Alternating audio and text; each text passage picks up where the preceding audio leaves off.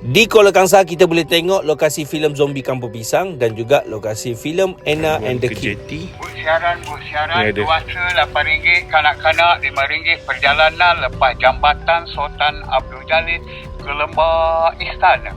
Pergi sahaja ke JT Kuala Kangsar ni, korang akan lalui laluan yang macam ni sebab belah sana tengah ada construction dan akan nampak satu JT yang ada dekat sini lah. So masa ni aku bawa family aku, jom kita menyusuri Sungai Perak di Kuala Kangsar. Rugilah kalau kata kita tengok pemandangan Sungai Perak ni tapi kita tak menyusuri dan melihat sejarah yang berlaku di sini. Harga naik bot pun berbaloi sebenarnya. Kat sini kita boleh nampak bot yang digunakan oleh Sultan lah semasa pertabalan dulu. Dan kita menyusuri Sungai Perak yang dulunya adalah laluan highway utama untuk penduduk negeri Perak. Kemudian kita lalui Jambatan Sultan Abdul Jalil ni, tengok apa yang ada di sekitarnya, penuh dengan flora dan fauna yang cantik-cantik lah. Bangunan-bangunan dari tepi Sungai Perak ni pun kita boleh nampak.